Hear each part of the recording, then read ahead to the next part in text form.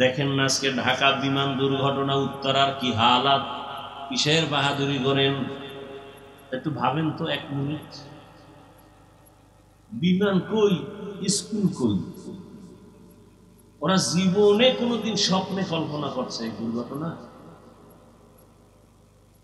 ছোট ছোট বাচ্চাগুলো কোচিং করতেছিল, কই মা কই সন্তান, কান্না, কেউ লাশের অস্তিত্বই পায় না, কেউ চেহারাও চিনে না। আমি উত্তরে জুমা পড়াই, আমার প্রিয় একজন বন্ধু, আমি একটু আগে খোঁজ নিলাম, মা আসছে, মনে হয় আপনারা দেখছেন মিডিয়ায়, মা আসছে বাচ্চা নিতে, মা মরে গেছে, বাচ্চা বেঁচে আছে। কিসের বাহাদুরি করেন? বাসা পর্যন্ত যাওয়ার গ্যারান্টি নেই, আগামীকাল সকালবেলা ঘুম থেকে উঠবেন গ্যারান্টি আছে? কিসের বাহাদুরি করেন? ও বান্দা, তুই আমারে কোথায় তালাশ করো? আরে তুই তালাশ করো ফজরের সময়, জোহরের সময়, আসরের সময়, মাগরিবের সময়, এশার সময়, কিন্তু আমি মাওলা তালাশ করি এমন এক টাইম যে সময় আসমান নীরব, জমিন নীরব, গাছের পাখি ঘুমায়, নদীর মাছ ঘুমায়, ঘরের সবাই ঘুমায় যায়। ওই সময় আমি আল্লাহ আমার মুহাব্বতের বান্দাকে তওবার দরজা দিয়া ডাকি, আলামিন মুস্তাগফিরিন ফাগফির আলা, আলামিন মুস্তারজিকিন ফারজুকা। এ গুনাহগারেরা, 50 বছর লাগায় গুনাহ করেছো, বিশাল এক পাহাড় বানাইছো, গুনাহের পাহাড়, হাতের গুনাহ, জবানের গুনাহ, অন্তরের গুনাহ, কানের গুনাহ, চোখের গুনাহ।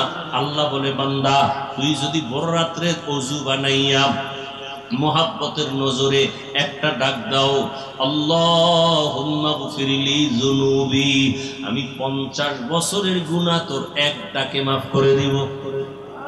আমি কতটা মায়া লইয়া বসে আছি। সন্তান যখন চোখের পানি ছাড়িয়া মাকে বলে, আম্মু আর অন্যায় করব না, মা তখন বলে, তোরে মাফ করে দিলাম। সন্তানের কান্নায় যদি মা বাবার অন্তরে মায়া বাড়ে, আমার মাওলার কুদরতি অন্তরে কেন বান্দার প্রতি মায়া বাড়বে না? এক আল্লাহর বান্দা জীবন ভর শুধু গুনাহ গুনাহ করিয়া জীবনটা নষ্ট করে ফেলেছে। জীবনের শেষ ভাগে আইসা চিন্তায় পড়ে গেল, আরে এলাকার সবাই তোমার পেছনে খারাপ বলে, আমি মরিয়া গেলে তো গেলাম, কিন্তু আমার সন্তানের উপর অভিশাপ আসবে। এলাকার মানুষ আমার সন্তানরে ভালো জানবে না, আমার স্ত্রীকে ভালো জানবে না, না এই অভিশাপ নিয়ে কবরে যাব না। চিন্তা কইরা ঘুমের বিছানার থেকে ঘুম আসে না।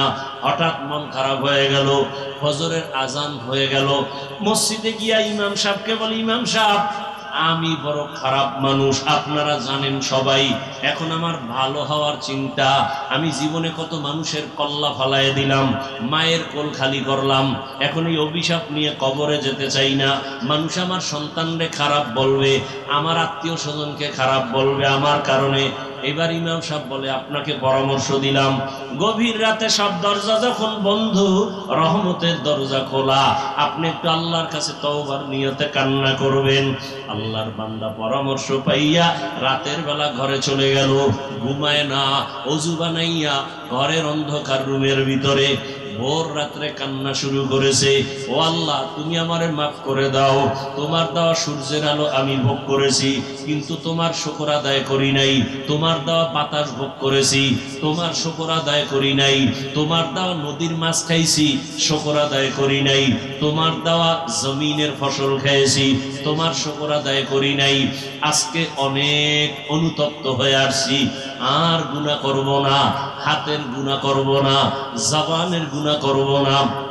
আল্লাহর বান্দা এমন কান্না শুরু করেছে, গাইবি একটা আওয়াজ আসতেছে, গাইবি এক আওয়াজ, এই বান্দা কান্না করিস না, তোর নাম জাহান্নামীদের খাতায় লেখা, তুই কান্না করে লাভ নাই। আওয়াজটা কেমন যেন ঘরের সবাই শুনছে। বিবি এক সময় ডাক দিয়া কয়, ও স্বামী তুমি আওয়াজ শুনো নাই? তোমার নাম জাহান্নামীদের খাতায়, কান্না করে লাভ কি? স্ত্রীর এই কথা শুনিয়া গুনাহগার বান্দা বলে, বিবি বলো এই দরজা ছাড়া আর নতুন কোন দরওয়াজা আছে নাকি যেখানে গিয়া কান্না করলে ক্ষমা পাবো? স্ত্রী বলে, না আর কোন দরওয়াজা নাই। আল্লাহর বান্দা বলে, বিবি আমার এই দরজা ছাড়া যদি আর কোন দরওয়াজা না থাকে, আমার কাজ হলো কান্না করা। জীবনে তো গুনাহ কম করি নাই, আড্ডা কম দেই নাই, এখন শুধু কান্নাই করে যাব। জাহান্নামের খাতায় নাম লেখা থাকলে থাক, কান্না বন্ধ করব না। এই বলিয়া যখন আবার কান্না শুরু করেছেন, কিছুক্ষণ কান্নার পরে আবার একটা আওয়াজ আসছে, ও বান্দা কান্না বন্ধ কর, তোর জীবনের সব গুনাহ মাফ করা হয়ে গেছে, তোর নামটা জান্নাতীদের খাতায় লেখা। আল্লাহর বান্দা কেমন যেন আরো কান্না বাড়ায় দিছে। বিবি ডাক দিয়া কয়, স্বামী তোমার নাম তো জান্নাতি খাতায় উঠে গেছে, আর কান্না করে লাভ কি? এবার আল্লাহর বান্দা বলে, বিবি আমি এতক্ষণ কান্না করছিলাম জাহান্নামের গরম আগুনের ভয়, আর এখন কান্না করতেছি এতক্ষণ কান্নার পরে আমার বুঝ হয়ে গেছে, আরে আমার মাওলার কাছে কান্না বড় প্রিয় সম্পদ। এই জন্য আমি মাওলার মহাব্বত আরো যেন বেড়ে যায়, এই মহাব্বতে এখন কান্না করি। এতক্ষণ জাহান্নামের আযাবের ভয়ে কান্না করেছি, এখন আল্লাহর মহাব্বতের জন্য কান্না করি। যত কানবো তত মহাব্বত বাড়বে। বাচ্চা মা মা কয়ে যত কান্না করে, প্রথমে বাচ্চা আম্মু কয়ে ডাকে, মা সাড়া দেয় না, শুনে তারপরও ডাকের সাড়া দেয় না। কেন? বাচ্চা যত বারবার ডাকবে তত মায়ের অন্তরে মায়া বাড়বে। বাচ্চা যত কান্নার আওয়াজ বাড়াবে মায়ের অন্তরে তত মায়া বাড়বে। মা চায় বাচ্চা বেশি বেশি কাঁদুক, আমারে ডাকুক।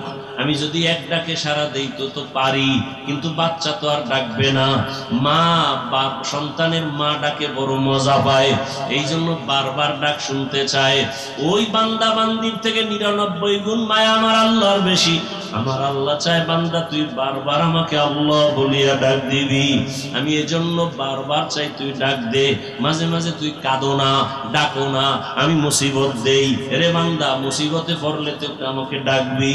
আমার তো ছেলে নাই যে আমাকে আব্বা বলে ডাকবে, আমার তো মেয়ে নাই যে আমাকে বাবা বলে সম্বোধন করবে, আমার তো স্ত্রী নাই আমাকে স্বামী বলে সম্বোধন করবে। বরং আমি বড় আদর করে বানাইছি মানুষ।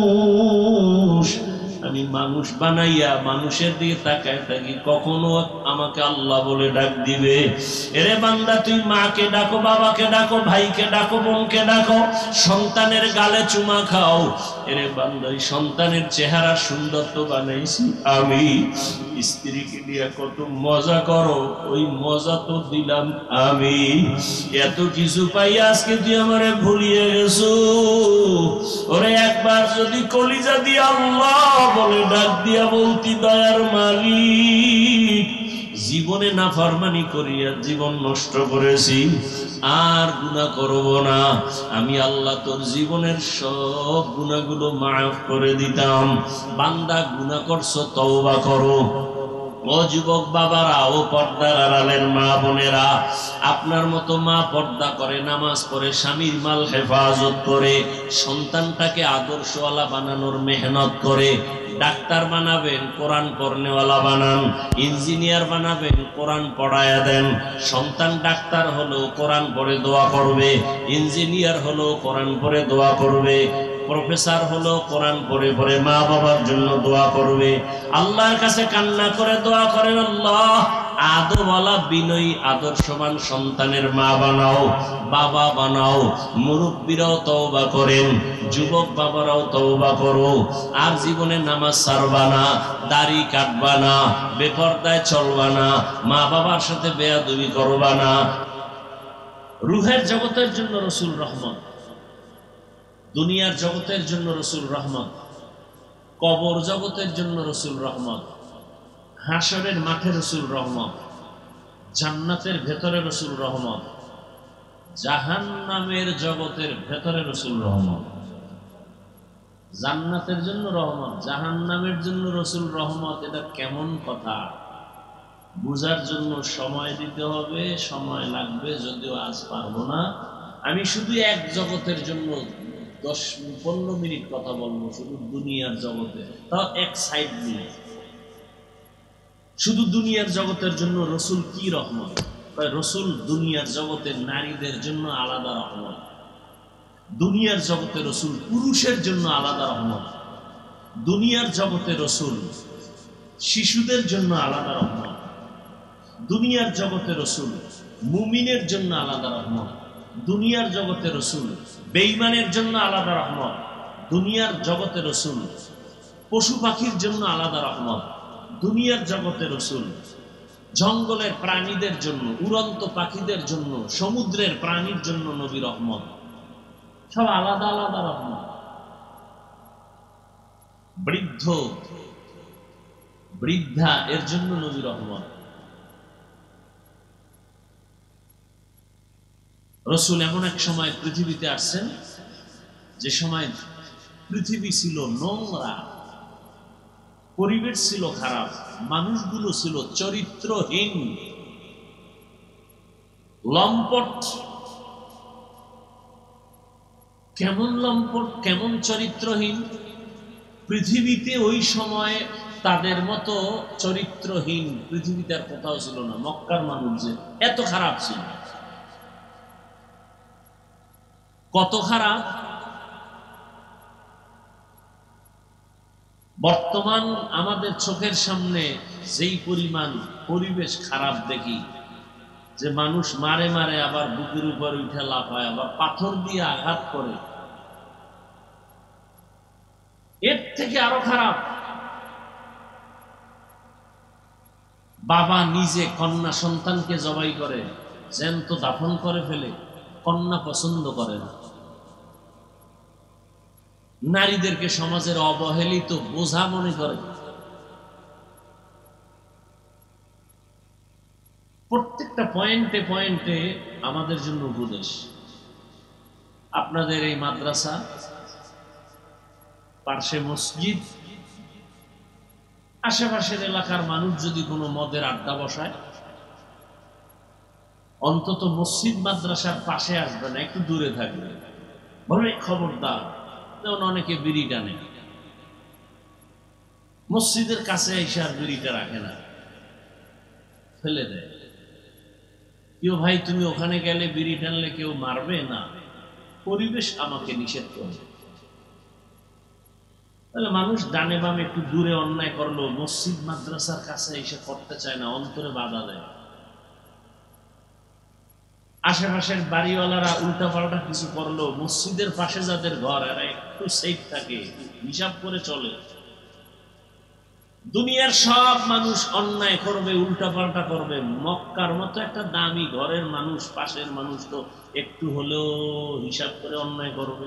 অথচ ইতিহাস সাক্ষী, পৃথিবীতে মক্কার মতো চরিত্রহীন লম্পট মানুষ পৃথিবীর আর কোথাও ছিল।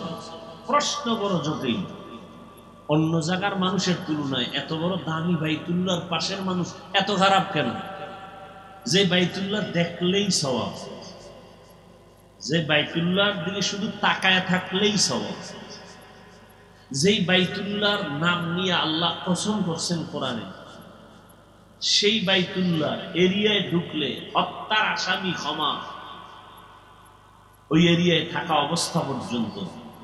সেই মানুষ এত খারাপ কেন? অনেক কথা আমি সংক্ষেপ বলছি। সেই খারাপ অবস্থার মধ্যে রহমতের নবী আসলেন, মানুষগুলো এতটা পরিবর্তন হয়ে গেল। কেমন পরিবর্তন? আল্লাহ বলেন, জিব্রাইল যাও, একটা লিস্টি দিয়ে দিলাম, রহমতের নবীর হাত মোবারকে দাও। লিস্টির মধ্যে যাদের নাম আছে, রহমতের নবী যেন ঘোষণা করেন এরা বিনা হিসাবে জান্নাতি। সুবহানাল্লাহ। না,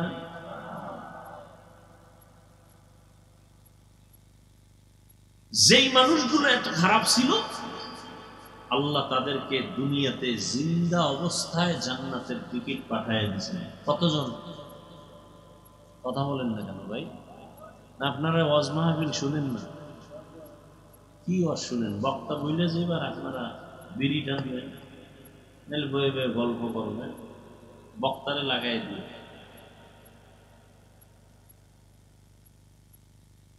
দশজন সাহাবার নামে ওপেন জান্নাতের টিকিট এসে হাজির। এই কথাটার কোনোদিন আপনারা শুনছেন?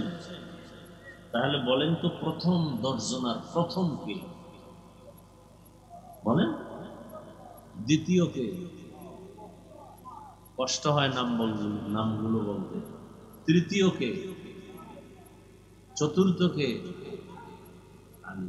আলী আপনার ছোট ভাই। সুন্দর করে নামগুলো বলবেন। এই যে কি বলবো, কথায় অন্যদিকে যায়।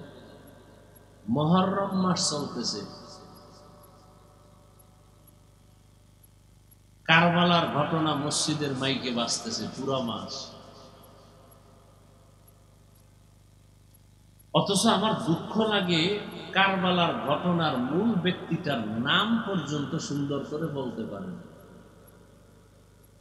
নাম হলো হোসাইন রাদিয়াল্লাহু আনহু। রাদিয়াল্লাহ তো পরে, হোসাইন নামটাও বলতে পারে না। হোসেন হোসেন হোসেন নাম, হোসেন ছোট ভাই। অন্যায় করলে দোষ নাই, আমি ধরায়া দেই কেন? আমার দোষ। এই যে অন্যায় করতে, সেটা দোষের না, আমি ধরাইয়া দেওয়াটা এটা দোষ।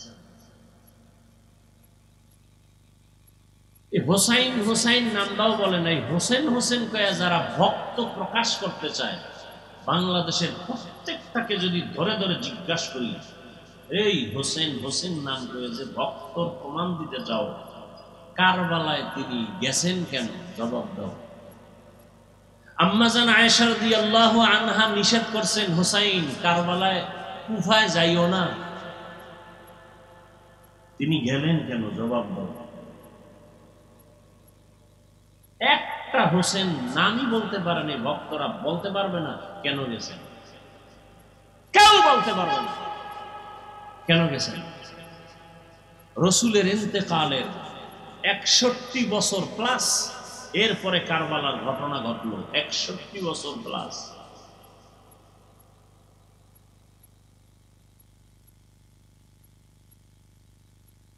হোসাইন রাদিয়াল্লাহু তাআলা আনহুর বড় ভাইয়ের নাম কি বলেন?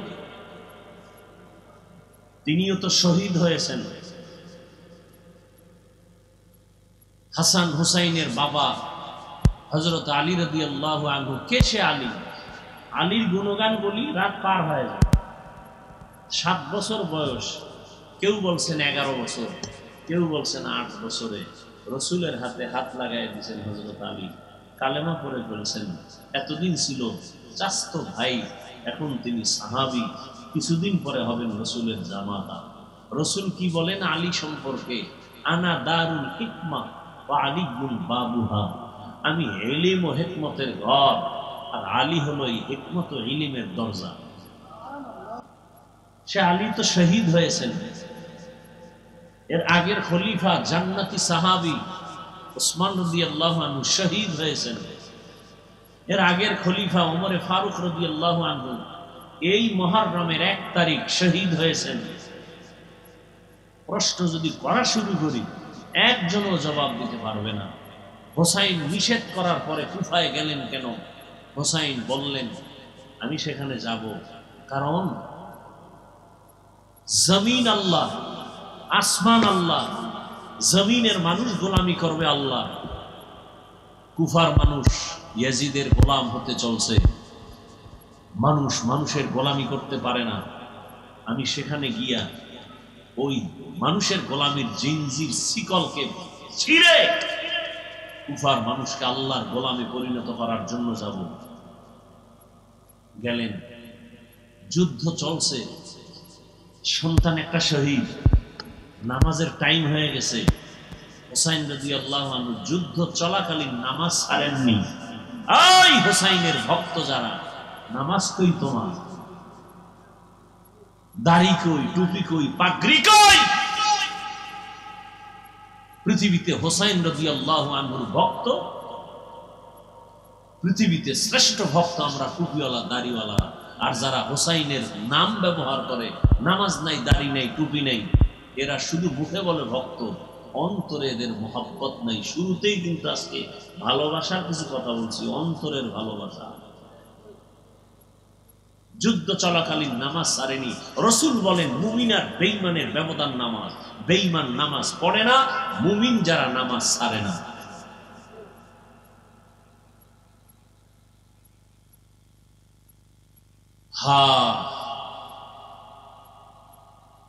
রহমত রহমতের নবী আসলেন,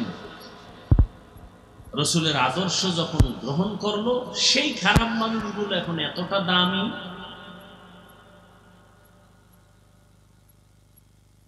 যে আল্লাহ ডাইরেক্ট তাদের নামে জান্নাতের টিকিট পাঠিয়ে দিলেন। 10 জনের নাম ওপেন। কিন্তু এরপরে এরা সুসংবাদ পাইয়া তাদের হালাত কেমন হয়েছে?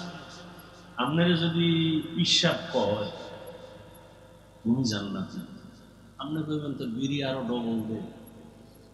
পিসাব যেহেতু জান্নাতি গেছে, আর এত ইবাদতের দরকার নেই।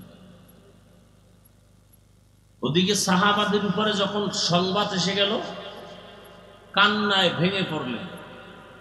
আবু বকরের ইতিহাস মৃত্যু পর্যন্ত কান্না, আল্লাহর আদালতে কি নিয়ে যাব। ওমরের ইতিহাস মৃত্যু পর্যন্ত কান্না, আল্লাহর আদালতে কি নিয়ে যাব। ঈদের দিন রোজা, সবাই আনন্দ করে, ওমর দরজা আটকায় কাঁদতেছে। আবু হুরায়রা প্রশ্ন করলেন, খলিফাতুল মুসলিমিন, আনন্দ বাদ দিয়া কাঁদেন কেন? আনন্দ তো ওই ব্যক্তি করবে যার টেনশন নেই। তাতে আপনার কিসের টেনশন? বলে রোজা রাখছি কবুল হইল কিনা টেনশন, তারাবির নামাজ পড়ছি কবুল হইল কিনা টেনশন, জান্নাতের টিকিট না রেডি, কিসের টেনশন? যে আল্লাহ টিকিট দিয়েছেন, সে আল্লাহ যদি রাগ করে টিকিট ক্যান্সেল করেন, উপায় কি? আশেকে রসুল তো তারা গলায় ছুরি আসবে, দাড়ির মধ্যে অস্ত্র লাগবে না, এরা তো আশেকে রসুল। ওমরকে জিজ্ঞাসা করে নবীজি, ওমর আমাকে আপনি ভালোবাসেন? বলে হ্যাঁ। কি পরিমাণ? কি পরিমাণ ভালোবাসতে হবে? আপনার পরিবার? হ্যাঁ, এর থেকে বেশি। আপনার জীবন থেকে বেশি? না না না না না। নবীজি বললেন, আপনি পূর্ণ মুমিন হতে পারেন, জীবন থেকেও বেশি আমাকে ভালোবাসতে হবে। রসুল বলতে দেরি, ওমর বিদ্যুতের গতিতে বলে, আল্লাহর জাতের কসম, আমি আমার জীবন থেকে বেশি আপনাকে মুহাব্বত করি। নবীজি বললেন, আপনি এখন কামেল মুমিন হয়ে গেলেন। নবীজি বলেন, আকাশে তাকায় দেখো, অগণিত তারকা, গণনা করা যায় না। আমার ওমরের আমল তারকার থেকেও বেশি, গণনা করা যায় না। সেই ওমর ঈদের দিন কান্না করে, তারাবি কবুল হইল কিনা টেনশন, কোরআন খতম করেছি কবুল হইল কিনা টেনশন। আর আপনি সারা জিন্দেগিতে কোরআন শরীফ ধরেনি না, আপনার টেনশনই নেই।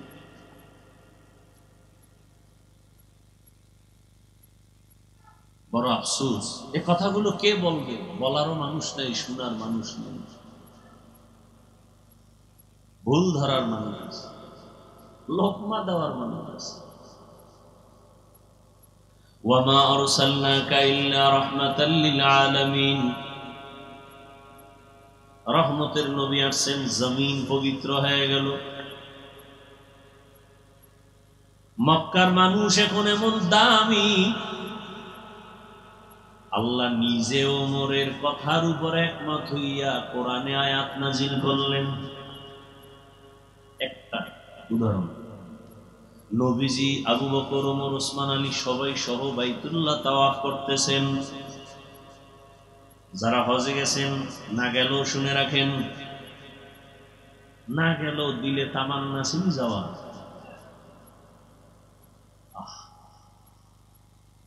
আল্লাহ সবাইকে কবুল। রহমতের নবী বাইতুল্লাহ তাওয়াফ করলেন। তাওয়াফ করার পরে 7টা চক্কর দিয়া 2 রাকাত নামাজ পড়তে হয়। তাওয়াফের নামাজ ওয়াজিব। নবী তাওয়াফ করলেন, কোন নামাজ যে পড়বেন, কোথায় পড়বেন? রহমতের নবী বললেই তো হয়ে যায়, রবের সাথে তার ডাইরেক্ট কানেকশন। কিন্তু নবী আর পর সাহাবাদের পরামর্শ সারা সিদ্ধান্ত নেন না।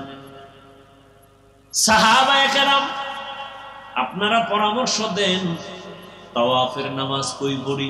কেউ বলেন, ইয়া রাসূলুল্লাহ, বাইতুল্লাহর দরওয়াজা বরাবর 2 রাকাত নামাজ পড়ি। আর একজন সাহাবী বলেন, জমজম কূপের নিচে 2 রাকাত নামাজ পড়ি। আর একজন বললেন, হাতিমে কাবার কাছে পড়ি।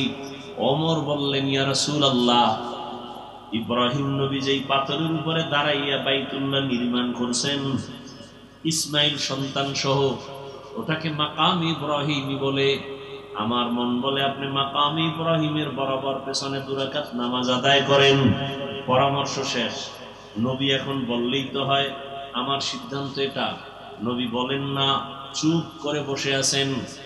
আসমান থেকে ফয়সালা আসবে। হঠাৎ করে জিব্রাইল আসছেন। জিব্রাইল এসে সালাম দিয়া কয়, ইয়া রাসূলুল্লাহ, আল্লাহ সালাম দিয়া সুসংবাদ দিছেন, ওমরে যেটা বলছেন আল্লাহ তা মেনে নিয়েছেন, আপনাকেও মানতে বলেছেন। সুবহানাল্লাহ বলবেন না? সেই ওমর ঈদের দিন কান্না করে, আল্লাহর কাছে কি নিয়ে যাব? চিন্তা করেন, জান্নাতের টিকিট রেডি।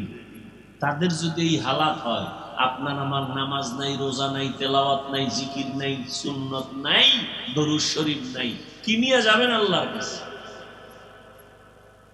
আফসোসও নাই। এ বয়ানের পরই রাস্তায় বেরিয়ে নেন।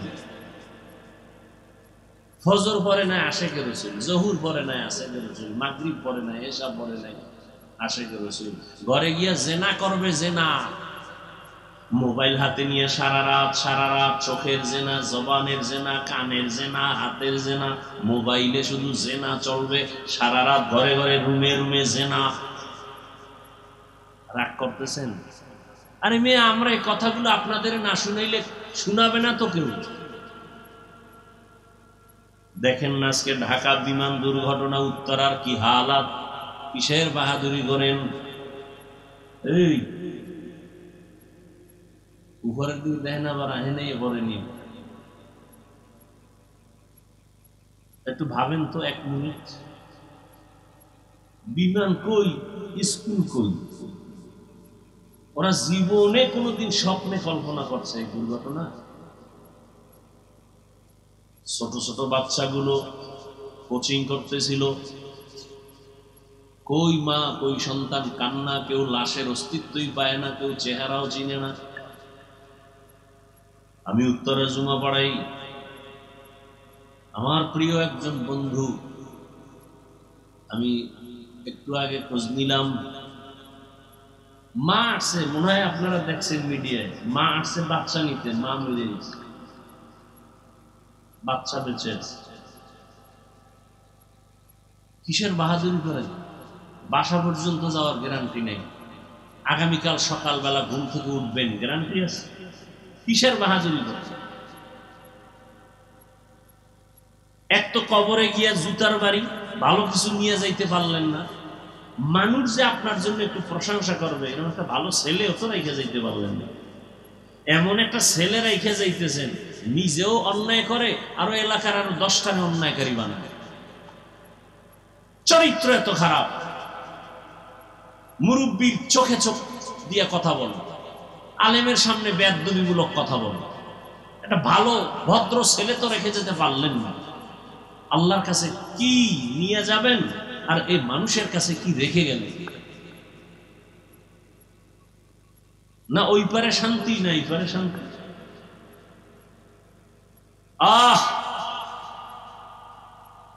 যারা আজকে বিমানের এই কবলে পড়ে জমিন থেকে চলে গেল, আল্লাহ তাদেরকে শাহাদাতের মর্যাদা দান করেন। তার মা, আহাল পরিবারে যারা, সবাইকে আল্লাহ ধৈর্য ধারণকারী হিসেবে কবুল করেন।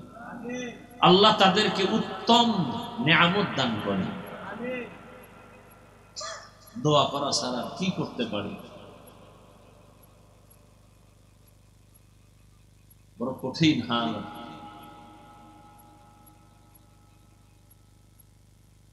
রহমতের নবী আসছেন।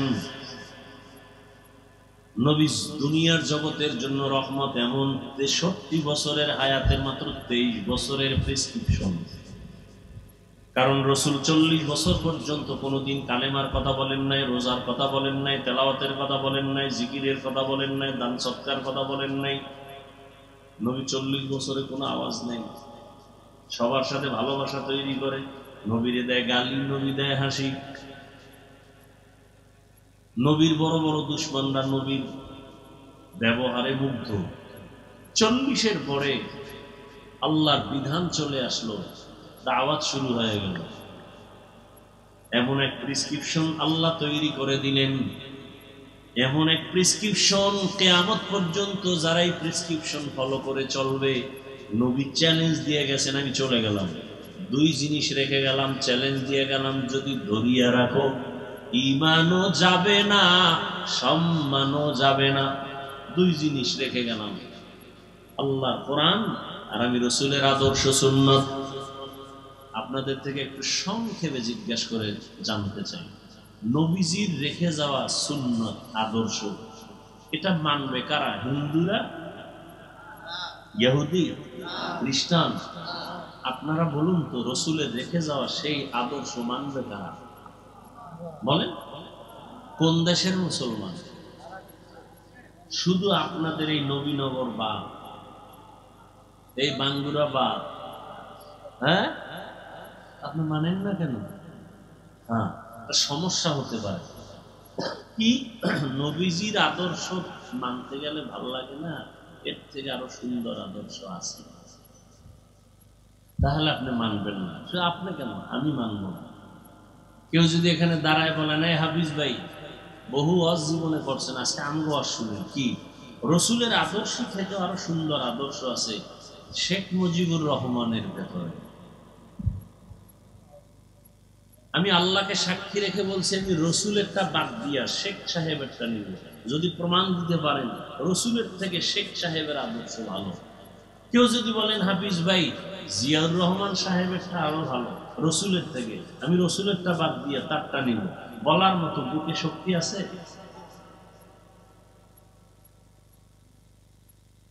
বরং আমি কি বলি, এ দুনিয়াতে রসুলের আদর্শ বাদ দিয়া নতুন আদর্শ বাজারজাত করছে আর বুঝাইছে মুহাম্মদের থেকে আমগোটা ভালো। বলো কে তুমি? আমি আব্রাহাম লিঙ্কন। আর একজন দাঁড়ায় বলে আমি প্লেটো, আর একজন বলে আমি মাও সেতুং, আর একজন বলে আমি কার্ল মার্কস, আর একজন বলে আমি লেনিন। আমার আদর্শ গ্রহণ করো। সবাই কিছু না কিছু গ্রহণ করতে গিয়ে দেখে আরো গজব টাইনে আসছে। গণতন্ত্র গণতন্ত্র করতে করতে এখন গণতন্ত্রই ফাঁসির মঞ্চে ঝুলতেছে, গণতন্ত্র শুদ্ধা। এক কথায় আমি জবাব দিই, সারা বাংলাদেশের মধ্যে এক কথায় জবাব, দুনিয়ার সবার আদর্শ নাপাক, একমাত্র মদিনাওয়ালা রসুলের আদর্শই হলো পাক। এক কথায় জবাব, দুনিয়ার সব নাপাক। কেন? যাদের আদর্শর স্লোগান দাও ওরা নিজেরাই নাপাক।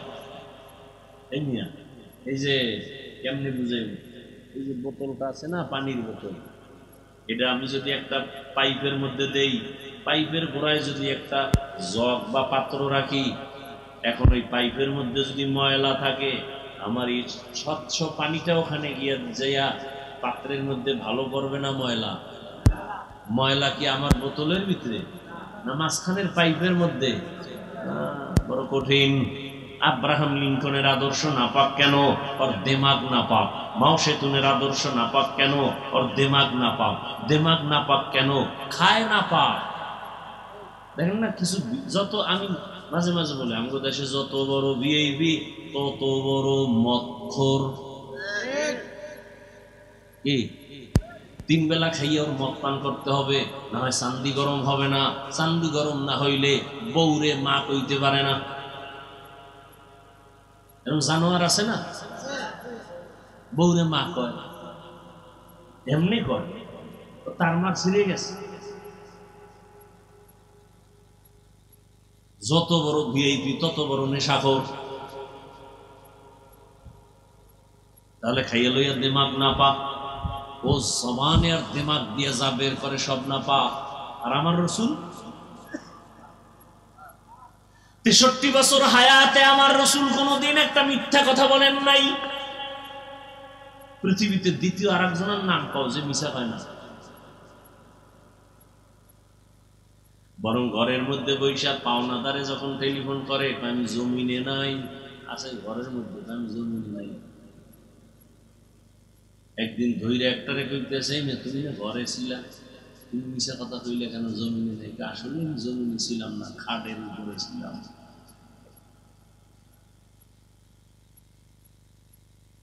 রহমতের নবী জীবনে একটা মিথ্যা কথা বলেন নাই, কোনদিন ভুলেও কাউকে একটা গালি দেন নাই। হাজারো গালি শুনছেন, গালির জবাবও দেন নাই। রহমতের নবী কতটা দিলওয়ালা, কোনদিন দুটো চোখ গরম করে কারো দিকে তাকান নাই। কেন? নবী যদি গরম চোখে কারো দিকে তাকায়, জায়গায় পুরিয়া ছাই হয়ে যায়। রাসূলের সে চোখের পাওয়ারের অ্যাকশন,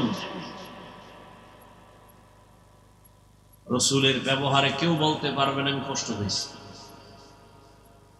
কেমন মায়ার নবী যে রাসূলের শরীর মোবারকের ঘাম থেকে মিশকের ঘ্রাণ।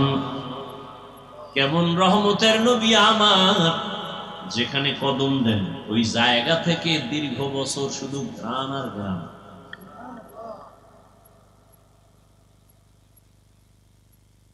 কেমন মায়ার নবী, কেমন দয়ার নবী।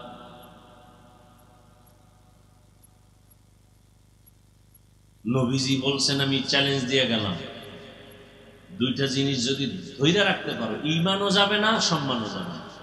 ১৫০০ বছর পর একটু নজর ঘুরাইয়া দেখেন তো, মহামারী করোনা, স্কুল বন্ধ, কলেজ বন্ধ, চাকরি বন্ধ, ফ্যাক্টরি বন্ধ, দোকান বন্ধ, গাড়ি বন্ধ, করোনা আর করোনা, বাবার করোনা, ছেলে কাছে যায় না, শিক্ষিত কুলাঙ্গারের বাচ্চা মাস্ক লাগাইছে ৩টা, ট্রিপল মাস্ক লাগায় বসে আছে, বাবার কাছে যায় না, করোনা মরণের ভয়। সেই সময় ওই করোনার লাশগুলো আমার দেশের টুপিওয়ালা ওলামায়ে কেরাম নিজেরা কাঁধে নিছেন, গোসল করাইছেন, কাফন পরাইছেন, জানাজা পড়াইয়া ওলামায়ে কেরাম তাদেরকে কবরে রাখছেন। একজন টুপিওয়ালাও করোনায় মরে নাই। ভুলে যায় না ইতিহাস। এজন্যই তো আমি চ্যালেঞ্জ দিয়া বলি, এই জাতির চিরন্তন নিঃস্বার্থ বন্ধু ওলামায়ে কেরাম ছাড়া আর কেউ নাই। ওলামায়ে কেরাম ছাড়া সব চান্দাবাজার ধান্দাবাজ। একমাত্র নিঃস্বার্থ এ জাতির বন্ধু ওলামায়ে কেরাম। এই জাতির জন্য এত দামি তারা, নিজের বউ নিয়ে এত পেরেশানি করে না, উম্মত নিয়ে যেই পেরেশানি করে, নিজের ছেলেরে সময় দেই না, মেয়েরে দেই না, ঘরে দেই না। ২৪টা ঘন্টা উম্মতের পেছনে তাবলীগওয়ালাদের মেহনত, পীর মাশায়েখের মেহনত, মাদ্রাসাওয়ালাদের মেহনত, আলেম ওলামাদের মেহনত, সব সময় এই উম্মতের পিছনে। সরকারি চাকরি করে, বেসরকারি চাকরি করে যারা, ডিউটি ৮ ঘন্টা, নিম্নে বেতন ২০,০০০। ঠিক নেই? ইমাম সাহেবের ডিউটি কয় ঘন্টা? কথা কয় না, সত্য কথাটা বলতে এত টেনশন করেন না। ইমাম সাহেবের ডিউটি কয় ঘন্টা? ২৪ ঘন্টা। বেতন কত? ওই যে পাথর মারছে এগো, সেও তো এগো অন্যায় আরো মারাত্মক। ৮ ঘন্টা ডিউটি, ২০,০০০ টাকা বেতন, টেবিলের তলে আরো কত মুক্তা টুক্তা তো পায়। আর ২৪ ঘন্টা ডিউটি, বেতন দেয় ৫,০০০ ৬,০০০। তাও ধমক কি? একক তো নামাজ না পড়াইলে ইমামের উপরে রিমান্ড শুরু হয়। রিমান্ড গেছিলেন কই? এরকম বেয়াদব আছে না নাই? আল্লাহ হেদায়েত দান করুন। এরপরেও কোন আলেম, কোন ইমাম গালি দেয় না, বরদোয়া করে না, কলিজা ভরে দোয়া করে। কেন? ওই রহমতের নবীর আদর্শের দিলটা বড়। এই জন্য যত গালি দেয় জবাব দেয় না, বরং দোয়া করে, হে আল্লাহ এলাকায় শান্তি দাও, কবরওয়ালাদের জান্নাত দাও, ব্যবসা চাকরি যারা করে বরকত দাও, অসুস্থ রোগীদের সুস্থ বানাও, দোয়াই করে। এরপরও ঘুরে ফিরে আলেমের উপরে দোষ, আলেম ভালো না, ভালো না বলতে বলতে বলতে বলতে বলতে বলতে শেষ পর্যন্ত নিজের অস্তিত্ব শেষ। এরপরও ঘাড় সোজা হয় না। রহমতের নবীর আদর্শ, নবী বলেন ধরে রাখো, ঈমান যাবে না, সম্মানও যাবে না। চেয়ারম্যানের চেয়ারের মেয়াদ শেষ, এমপি সাহেবের মেয়াদ শেষ, রাসূলের আদর্শওয়ালাদের চেয়ারের কোনো মেয়াদই নেই।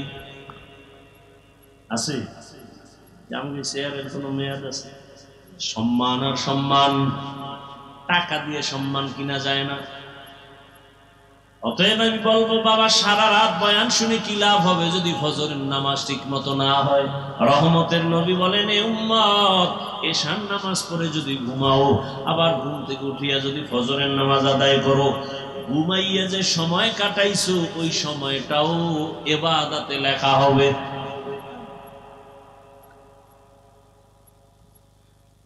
এই যে আমি এতক্ষণ আপনাদের একটু কথা শুনেছি, কষ্ট হয়, এর পরেও একবারও কিন্তু বলি না আমি যে পাঁচকল্লিওয়ালা মৌলবী, আপনারাও আমার মতো পাঁচকল্লি লাগাবেন, না হয় আপনার জাহান্নাম। বলছি আমি কওমি মাদ্রাসার সন্তান, আপনারাও কওমি মাদ্রাসায় যাবেন, একবারও বলি নাই। আমি তাবলিগের লাইনের সন্তান, আপনারাও তাবলিগে যেতে হবে, একবারও বলি নাই। আমি পীর সাহেবদের মুরিদ, আপনাদেরও যেতে হবে, একবারও বলি নাই। বরং আমি আপনাদের শুরু থেকে বলতেছি, এখনো আবার বলতেছি, রহমতের নবীর আদর্শের মালা গলায় লাগান। আমি হুজুর হইতে আপনাকে বলি নাই, বলবো না। আমি আপনাকে বড় পাগড়িওয়ালা বানাইবার জন্য আসি নাই। আমি আপনার কলবটাকে পরিচ্ছন্ন রাখার জন্য, আমার রসুলের আদর্শের মালা গলায় লাগাবার জন্য বারবার অনুরোধ করতেছি, এখনো করি। বলবেন হাফিজ ভাই কেমনে সম্ভব? আপনার মতো যুবক জীবনে মাদ্রাসায় পড়ে নাই, স্কুলে কলেজে পড়িয়াও পাঁচ ওয়াক্ত নামাজ পড়ে, সত্যটা বলেন না, আছে না নাই? আপনার কপালে অভিশাপ লাগছে কার? আপনি পারেন না কেন? সোজা ওয়াজ, কোনো পেশ নাই। আপনার মতো যুবক যদি জেনারেল লাইনে থাকিয়া রাস্তায় গাড়ি চালায়, নামাজ পড়ে, জবাব দেন আপনার কপাল খারাপ কেন? আপনি পারেন না কেন? আপনার মতো যুবক নদীর মধ্যে মাছ ধরে, নামাজ পড়ে, আপনি পারেন না কেন? আপনার মতো যুবক র্যাব, আর্মি, পুলিশ, বিডিআর এর চাকরি করে, পাঁচ ওয়াক্ত নামাজ আদায় করে, বলেন আপনি পারেন না কেন? আপনার কপালে তো খারাপ কেন? আপনার উপরে কারো না কারো বড় বরদোয়া লাগছে, না হয় আপনি এত খারাপ হইতে পারেন না। আপনার মতো কত সন্তান জেনারেল লাইনে রাস্তায় চলে, শ্রমিকের কাজ করে, জমিনে কৃষি কাজ করে, গামছা বিছাইয়া নামাজ আদায় করে, বলেন আপনি পারেন না কেন? আপনার কপাল কেন এত খারাপ? সহজ কথা, হুজুর টুজুর হওয়ার দরকার নেই। আমার এই কথাগুলোর জবাব দেন। আমিও মুসলমান, আপনিও মুসলমান, আপনার আল্লাহ আমার আল্লাহ এক, আপনার আমার নবী এক, কোরআন এক, কাবা এক, ধর্ম এক, কালেমা এক। দুনিয়াতে আসছি সিস্টেম এক, বিদায় বেলা কাফনের সংখ্যা এক, কালারও এক, কবরের সাইজও এক, কবরের প্রশ্ন তিনটা তাও এক। অথচ আপনি কেমন ভিআইপি? আমি টুপি খুলতে চাই না, লজ্জা, আর আপনি টুপি দিতে চান না, লজ্জা। আপনি কত ভিআইপি মুসলমান।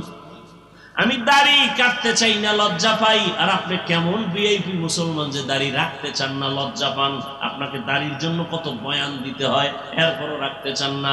নামাজের জন্য কত বয়ান দিতে হয়, নামাজ পড়তে চান না। তাহলে আপনি কোন লাইনের মুসলমান, আমি কোন লাইনের মুসলমান?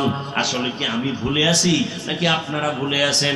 হিসাবটা তাড়াতাড়ি মিলায় নেন, আগামীকাল এই টাইমে বেঁচে থাকার গ্যারান্টি নাই। আরে মনের শখ মিটায় গুণা তো কম করেন নাই।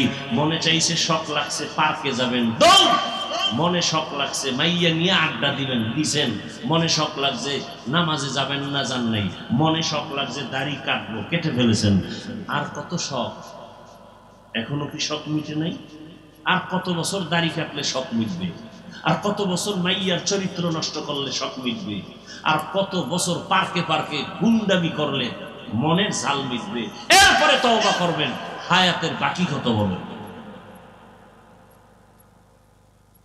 ও পর্দার আড়ালের মা বোনেরা, আপনার মতো কত মা কত বোন এই অঞ্চলে আছে, এখনো পাঁচ ওয়াক্ত নামাজ পড়ে, স্বামীর মাল হেফাজত করে, মোবাইলে সময় নষ্ট করে না, নাই? বাকি আম্মা জানেরা বলেন আপনারা কেন পারেন না?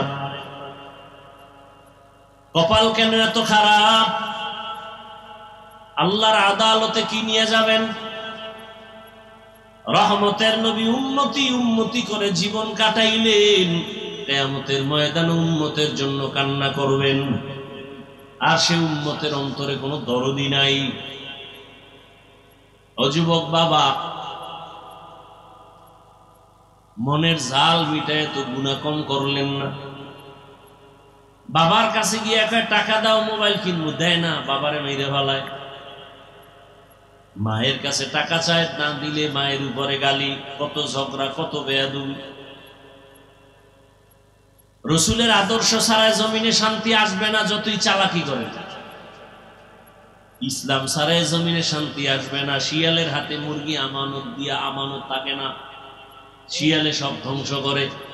দুর্নীতিবাজ, চান্দাবাজ আর ধান্দাবাজ যারা, চরিত্রহীনের কাছে যদি মাদ্রাসা মসজিদের চাবি দেন, জাতির ভাগ্য নির্ণয়ের চাবি দিয়ে দেন, জীবনে জাতির কপাল খুলবে না, জীবনে খুলবে না, অশান্তি বাড়তেই থাকবে। আহা, একটা কুকুর আর একটা কুকুরের এই পরিমাণ আক্রমণ করে না, তা মানুষ হইয়া কেমনে মানুষের এভাবে মারে? রসুলের আদর্শ যদি থাকতো এমনটা হওয়ার কোনো সুযোগ ছিল না। রসুলের আদর্শ কত সুন্দর। এই কোরবানির সময় যে গরু জবাই দাও, নবীজির আদর্শ কত সফট। তুমি একটা গরুর সামনে আরেকটা গরু জবাই দিও না, কারণ আরেকটা দেখলে কষ্ট পাবে। একটা পশুর কষ্ট রসুল নিষেধ করছেন, আর সেই মানুষ পশুর থেকেও খারাপ হয়ে গেছে। বড় আফসোস রে বাবা, বালিশে মাথা লাগায় একটু যে ঘুমের মধ্যে যদি আজরাইল আসিয়া পড়ে উপায় কি হবে? ও আমার যুবক বাবারা, তোমার মতো কত যুবক স্কুলে দেখো, ঢাকা কলেজে যাও, মাথায় পাগড়ি, বড় দাড়ি, কলেজে ক্লাস করে, মনে হয় যেন বড় মসজিদের খতিব। ও বাবা, তুমি কোন মসজিদে নামাজ পড়াও? আমি আরবি জানি না। এই হালাত কেন? বলে একজন আলেমের দোয়া, একজন আল্লাহর ওলির দোয়া পাইছি, মা বাবায় দোয়া দিছে, এখন আমি এই অবস্থায় কলেজে ক্লাস করি। কলেজের মধ্যে ছেলে মেয়ে নায়িকা আছে, শিক্ষক শিক্ষিকা আছে, কিছু বলে না? না, বলে না। শিক্ষকেরাও দোয়া করে, শিক্ষিকারাও দোয়া করে। ক্লাসের ছেলেরা মাঝে মাঝে কয়, চল বন্ধু একটু আড্ডাখানায় যাব, চল অমুক জায়গায় ঘুরে আসবো। আমি তখন ইস্তেগফার করি, আরে ওরা তো কত গুনাহ করবে, আমি কেমনে করব? আল্লাহর কুদরত, ইস্তেগফার পড়তে না পড়তে দেখি আমার ক্লাসের মেয়েরা, ওরা আমাদের পক্ষ হইয়া জবাব দিয়া কয়, ওরা একটু আল্লাহর পথে আছে, ওদের ছাইরা দে, ওদের নিয়ে টানাটানি করিস না। তখন আর ওরা আমাদের নিয়ে বাড়াবাড়ি করে না। আমরা আমাদের পথে এভাবে চলি। আমরা কলেজে ক্লাস করি, পাগড়ি খোলা লাগে না। আমরা ঢাকা কলেজে ক্লাস করি, আমাদের দাড়ি কাটা লাগে না। ও ব্যবসায়ী বাবারা, আপনার মতো কত ব্যবসায়ী ব্যবসা করে, নামাজ ছাড়ে না, শাটার বন্ধ করে মসজিদে চলে যায়। কিয়ামতের ময়দানে আল্লাহ তাকে জিজ্ঞাসা দাঁড় করায় বলবে, এই বেঈমান, তোর পাশের ব্যবসায়ী নামাজ ছাড়ে নাই, তুই ছাড়লি কেন? হুজুর বাদ দেন মিয়া। আপনার লাইনের লোক যখন দাঁড় করাবে কি জবাব দিল? আপনার পাশের ব্যবসায়ী নামাজ পড়ছে, ব্যবসা করছে, আপনি পারলেন না কেন? কি জবাব দিবেন আল্লাহর কাছে? সাহাবায়ে কেরাম এত সুন্দর আমল, এত সুন্দর তাকওয়া, যাদের উপরে আল্লাহ খুশি হইয়া জান্নাতের টিকিট দিয়ে দিলেন, তারা এরপরও কান্না করেছেন। আবু বকরের কান্না, ওমরের কান্না, ওসমানের কান্না, আলীর কান্না। আরে হোসাইন রাদিয়াল্লাহু আনহু রসুলের কত আদরের। একদিন বাবা হযরত আলীকে বলে, এই আব্বু, আপনি আমি হোসাইন রে ভালোবাসেন? হযরত আলী, হ্যাঁ বাসি। আমার বড় ভাই হাসান রে ভালোবাসেননি? বাসি। আমার আম্মু ফাতেমারে ভালোবাসেননি? বাসি। আমার নানাজিরে ভালোবাসেননি? আল্লাহ রে, আল্লাহরও ভালো। আব্বু আপনার অন্তর কয়টা? কয়েকটা। এক অন্তরে এতজনের ভালোবাসার মানে কি? অন্তর একটা, জায়গা দিছেন কতজন? বড় কঠিন হালাত। ও আমার যুবক বাবারা, চোখের সামনে দেখায় দিলাম, আমরা রসুলের আদর্শ মানতে গিয়ে টুপি পরছি, কোনো পীর সাহেবের গোলামি করি না, আমরা কোনো পীরের গোলামি করি না। রসুলের আদর্শের মহব্বতে দাঁড়িয়ে রাখছি, কোনো পীর সাহেবের কথায় দাঁড়িয়ে রাখি না। বরং রসুলের মহব্বত এতটা অন্তরে ঢুকাইছি যে দাড়ি, টুপি, পাগড়ি রসুলের আদর্শের বাইরে। পীর সাহেব যদি যায়, পীর সাহেব তালাক। আমার রসুল আসল। কি? আমার রসুল আসল। আমার রসুলের আসল মাইনা পীর। আমার রসুলকে ঠিক রেখা মা, আমার রসুলকে ঠিক রেখা বাবা, আমার রসুলকে ঠিক রেখা আমার আউলিয়া। আমার রসুলকে ঠিক রেখে আমার উস্তাদ, আমার রসুলের যে ঠিক রাখবে না সে আমার আপন হতে পারে না। সোজা কথা। কই রসুলের আদর্শ মানার কারণে সম্মান তো কমে নাই। রসুলের আদর্শ মানার কারণে কই আমগত মানুষ চেয়ারম্যানের চেয়ারের মেয়াদ শেষ, আমগত মেয়াদ শেষ নাই, বরং সম্মান আর সম্মান। করোনার সময় সব বন্ধ, কোরআনের একটা ফ্যাক্টরিও বন্ধ হয় নাই, মাদ্রাসাও বন্ধ হয় নাই, মসজিদ বন্ধ হয় নাই, না খাইয়া কোনো হুজুরেরাও মরে নাই। বরং কই কোটিপতিরা, ব্যাংকে টাকার অভাব নাই, কপাল খারাপ, নিজেও খাইতে পারলা না, বউও খাইতে পারে না, মাইয়া ফোলারাও খাইতে পারে না, এর সে রিক্সা চালাইয়া মর। টাকার মাস্তানি করে লাভ কি? 10 তলা বিল্ডিং কইরা জঙ্গলে জঙ্গলে ঘুরতেছে, এমন সান কপাল। ওই বিল্ডিং এ গিয়ে আরামে ঘুমাইতে পারবে না। এর সে খেরের ঘরে ডাল ভর্তা দিয়ে খাইয়ে ঘুমানো অনেক শান্তি। দুনিয়া দুনিয়া কি পাইলা বাবা? যারা দুনিয়া দুনিয়া করে এরা দুনিয়াও পায় না, আখেরাতও পাইল না, সব শেষ। এখনো সময় আছে। আল্লাহ কয় আমি তো দরজা বন্ধ করি নাই। وَإِذَا سَأَلَكَ عِبَادِي عَنِّي فَإِنِّي قَرِيبٌ أُجِيبُ دَعْوَةَ الدَّاعِ إِذَا دَعَانِ فَلْيَسْتَجِيبُوا لِي وَلْيُؤْمِنُوا بِي لَعَلَّهُمْ يَرْشُدُونَ। ও বান্দা তুই আমারে কোথায় তালাশ করো? আরে তুই তালাশ করো ফজরের সময়, জোহরের সময়, আসরের সময়, মাগরিবের সময়, এশার সময়, কিন্তু আমি মাওলা তালাশ করি এমন এক টাইম যে সময় আসমান নীরব, জমিন নীরব, গাছের পাখি ঘুমায়, নদীর মাছ ঘুমায়, ঘরের সবাই ঘুমায় যায়। ওই সময় আমি আল্লাহ আমার মুহাব্বতের বান্দাকে তওবার দরজা দিয়া ডাকি, আলামিন মুস্তাগফিরিন ফাগফির আলা, আলামিন মুস্তারজিকিন ফারজুকা। এ গুনাহগারেরা, 50 বছর লাগায় গুনাহ করেছো, বিশাল এক পাহাড় বানাইছো, গুনাহের পাহাড়। হাতের গুনাহ, জবানের গুনাহ, অন্তরের গুনাহ, কানের গুনাহ, চোখের গুনাহ। আল্লাহ বলে বান্দা তুই যদি বড় রাত্রে ওযু বানাইয়া মুহাব্বতের নজরে একটা ডাক দাও, আল্লাহুম্মা গফিরলি যুনুবি, আমি 50 বছরের গুনাহ তোর এক ডাকে মাফ করে দিব। আমি কতটা মায়া লইয়া বসে আছি। সন্তান যখন চোখের পানি ছাড়িয়া মাকে বলে আম্মু আর অন্যায় করব না, মা তখন বলে তোরে মাফ করে দিলাম। সন্তানের কান্নায় যদি মা বাবার অন্তরে মায়া বাড়ে, আমার মাওলার কুদরতি অন্তরে কেন বান্দার প্রতি মায়া বাড়বে না? এক আল্লাহর বান্দা জীবন ভর শুধু গুনাহ গুনাহ করিয়া জীবনটা নষ্ট করে ফেলেছে। জীবনের শেষ ভাগে আইসা চিন্তায় পড়ে গেল, আরে এলাকার সবাই তোমার পেছনে খারাপ বলে, আমি মরিয়া গেলে তো গেলাম, কিন্তু আমার সন্তানের উপর অভিশাপ আসবে। এলাকার মানুষ আমার সন্তানরে ভালো জানবে না, আমার স্ত্রীকে ভালো জানবে না। না, এই অভিশাপ নিয়ে কবরে যাব না।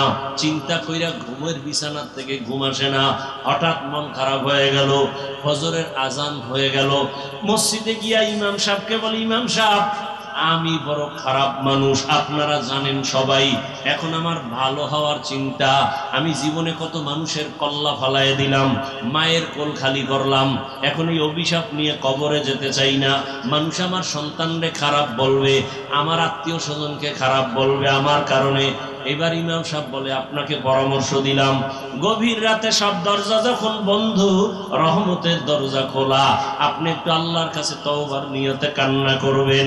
আল্লাহর বান্দা পরামর্শ পাইয়া রাতের বেলা ঘরে চলে গেল, ঘুমায় না, ওযু বানাইয়া ঘরের অন্ধকার রুমের ভিতরে ভোর রাত্রে কান্না শুরু করেছে, ও আল্লাহ তুমি আমারে মাফ করে দাও, তোমার দেওয়া সূর্যের আলো আমি ভোগ করেছি কিন্তু তোমার শুকর আদায় করি নাই, তোমার দেওয়া বাতাস ভোগ করেছি তোমার শুকর আদায় করি নাই, তোমার দেওয়া নদীর মাছ খাইছি শুকর আদায় করি নাই, তোমার দেওয়া জমিনের ফসল খেয়েছি তোমার শুকর আদায় করি নাই। আজকে অনেক অনুতপ্ত হয়ে আসছি, আর গুনাহ করব না, হাতের গুনাহ করব না, জবানের গুনাহ করব না। আল্লাহর বান্দা এমন কান্না শুরু করেছে, গাইবি একটা আওয়াজ আসতেছে, গাইবি এক আওয়াজ, এই বান্দা কান্না করিস না, তোর নাম জাহান্নামীদের খাতায় লেখা, তুই কান্না করে লাভ নাই। আওয়াজটা কেমন যেন ঘরের সবাই শুনছে, বিবি এক সময় ডাক দিয়া কয়, ও স্বামী, তুমি আওয়াজ শুনো নাই? তোমার নাম জাহান্নামীদের খাতায়, কান্না করে লাভ কি? স্ত্রীর এই কথা শুনিয়া গুনাহগার বান্দা বলে, বিবি বলো, এই দরজা ছাড়া আর নতুন কোন দরওয়াজা আছে নাকি যেখানে গিয়া কান্না করলে ক্ষমা পাবো? স্ত্রী বলে, না, আর কোন দরওয়াজা নাই। আল্লাহর বান্দা বলে, বিবি, আমার এই দরজা ছাড়া যদি আর কোনো দরওয়াজা না থাকে, আমার কাজ হলো কান্না করা। জীবনে তো গুনাহ কম করি নাই, আড্ডা কম দেই নাই, এখন শুধু কান্নাই করে যাব। জাহান্নামের খাতায় নাম লেখা থাকলে থাক, কান্না বন্ধ করব না। এই বলিয়া যখন আবার কান্না শুরু করেছেন, কিছুক্ষণ কান্নার পরে আবার একটা আওয়াজ আসছে, ও বান্দা, কান্না বন্ধ কর, তোর জীবনের সব গুনাহ মাফ করা হয়ে গেছে, তোর নামটা জান্নাতীদের খাতায় লেখা। আল্লাহর বান্দা কেমন যেন আরো কান্না বাড়ায় দিছে। বিবি ডাক দিয়া কয়, স্বামী, তোমার নাম তো জান্নাতি খাতায় উঠে গেছে, আর কান্না করে লাভ কি? এবার আল্লাহর বান্দা বলে, বিবি, আমি এতক্ষণ কান্না করছিলাম জাহান্নামের গরম আগুনের ভয়, আর এখন কান্না করতেছি, এতক্ষণ কান্নার পরে আমার বুঝ হয়ে গেছে, আরে আমার মাওলার কাছে কান্না বড় প্রিয় সম্পদ। এই জন্য আমি মাওলার মহাব্বত আরো যেন বেড়ে যায়, এই মহাব্বতে এখন কান্না করি। এতক্ষণ জাহান্নামের আযাবের ভয়ে কান্না করেছি, এখন আল্লাহর মহাব্বতের জন্য কান্না করি। যত কানবো তত মহাব্বত বাড়বে। বাচ্চা মা মা কয়ে যত কান্না করে, প্রথমে বাচ্চা আম্মু কয়ে ডাকে, মা সাড়া দেয় না, শুনে তারপরও ডাকের সাড়া দেয় না। কেন? বাচ্চা যত বারবার ডাকবে তত মায়ের অন্তরে মায়া বাড়বে, বাচ্চা যত কান্নার আওয়াজ বাড়াবে মায়ের অন্তরে তত মায়া বাড়বে। মা চায় বাচ্চা বেশি বেশি কাঁদুক, আমারে ডাকুক, আমি যদি এক ডাকে সাড়া দেই তো পারি, কিন্তু বাচ্চা তো আর ডাকবে না। মা বা সন্তানের মা ডাকে বড় মজা পায়, এই জন্য বারবার ডাক শুনতে চায়। ওই বান্দা বান্দির থেকে 99 গুণ মায়া আমার আল্লাহর বেশি। আমার আল্লাহ চায়, বান্দা তুই বারবার আমাকে আল্লাহ বলিয়া ডাক দিবি। আমি এজন্য বারবার চাই তুই ডাক দে, মাঝে মাঝে তুই কাঁদো না, ডাকো না, আমি মুসিবত দেই। রে বান্দা, মুসিবতে পড়লে তো আমাকে ডাকবি। আমার তো ছেলে নাই যে আমাকে আব্বা বলে ডাকবে, আমার তো মেয়ে নাই যে আমাকে বাবা বলে সম্বোধন করবে, আমার তো স্ত্রী নাই আমাকে স্বামী বলে সম্বোধন করবে, বরং আমি বড় আদর করে বানাইছি মানুষ। আমি মানুষ বানাইয়া মানুষের দিকে তাকায় থাকি, কখনো আমাকে আল্লাহ বলে ডাক দিবে। এরে বান্দা, তুই মাকে ডাকো, বাবাকে ডাকো, ভাইকে ডাকো, বোনকে ডাকো, সন্তানের গালে চুমা খাও। এরে বান্দা, সন্তানের চেহারা সুন্দর তো বানাইছি আমি, স্ত্রীকে দিয়ে কত মজা করো, ওই মজা তো দিলাম আমি। এত কিছু পাই আজকে তুই আমারে ভুলিয়ে গেছো। ওরে একবার যদি কলিজা দিয়ে আল্লাহ বলে ডাক দিয়া বলতি, দয়ার মালিক, জীবনে নাফরমানি করিয়া জীবন নষ্ট করেছি, আর গুনাহ করব না, আমি আল্লাহ তোর জীবনের সব গুনাহগুলো মাফ করে দিতাম। বান্দা, গুনাহ করছো, তওবা করো।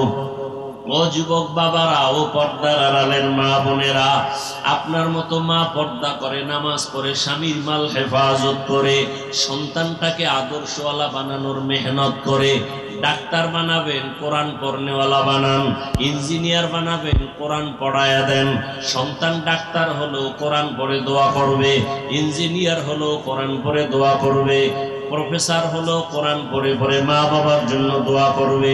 আল্লাহর কাছে কান্না করে দোয়া করেন, আল্লাহ আদবওয়ালা বিনয়ী আদর্শবান সন্তানের মা বানাও, বাবা বানাও। মুরব্বীরাও তওবা করেন, যুবক বাবারাও তওবা করো। আর জীবনে নামাজ ছাড়বা না, দাড়ি কাটবা না, বেপরদায় চলবা না, মা বাবার সাথে বেয়াদবি করবা না, শিক্ষকের দোয়া নিয়া, উলামায়ে কেরামের পরামর্শ নিয়া, নবীর আদর্শ মেনে জীবন চালাইবা। আল্লাহ আমাদের সবাইকে খাঁটি তওবাওয়ালা জীবন দান করেন। তওবার উপরে মজবুত হইয়া চলার মতো তৌফিক দান করেন আমিন। আলহামদুলিল্লাহি রাব্বিল আলামিন ওয়াসসালাতু ওয়াসসালামু আলা সাইয়্যিদিল আমবিয়া ওয়াল মুরসালিন ওয়া আলা আলিহি ওয়া আসহাবিহি আজমাইন। ইয়া আরহামার রাহিমিন, ইয়া আরহামার রাহিমিন, ইয়া আরহামার রাহিমিন। রব্বিরহামহুমা কামা রাব্বায়ানি সগীরা। আল্লাহুম্মা ইন্নাকা আফুউন কারীম তুহিব্বুল আফওয়া ফা'ফু আন্না। আল্লাহুম্মা ইন্না নাসআলুকা রিযাকা ওয়াল জান্নাহ ওয়া নাউযু বিকা মিন সাখাতিকা ওয়ান নার। ও দয়ার মালিক, আমরা গুনার বোঝা নিয়ে আপনার দরওয়াজায় হাজির। তওবার নিয়ত করেছি, আর গুনাহ করব না, নামাজ ছাড়ব না, দাড়ি কাটব না, বেপরদায় চলব না, মা বাবার সাথে বেয়াদবি করব না, ওলামায়ে কেরামের পরামর্শ নিয়া নবীজির আদর্শ মেনে চলব। আমাদের তওবা কবুল করে নেন, গুনাহমুক্ত জীবন দান করেন। আয় আল্লাহ, মাহফিল কবুল করে নেন, মাদ্রাসা কবুল করে নেন, মসজিদ কবুল করে নেন, এলাকাবাসীকে কবুল করে নেন, দান সদকা যারা করেছে কবুল করে নেন, ঘরে ঘরে শান্তি দান করেন, সারা দুনিয়াবাসীকে মাফ করে দেন, মুসলমানকে হেফাজত করেন।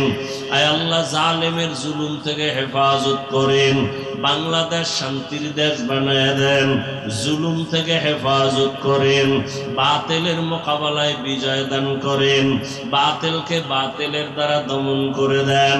আয় আল্লাহ, মা বোনদের আবেদা পর্দাওয়ালা বানায় দেন, সন্তানগুলো নেককার বানায় দেন, ঘরে ঘরে সুন্নতের বাতি জ্বালায় দেন, নবীজির রওজা মুবারকে গিয়া সালাম দেওয়ার তৌফিক দান করেন, বাইতুল্লাহর গিলাফ ধরে লাব্বাইক বলার তৌফিক দান করেন।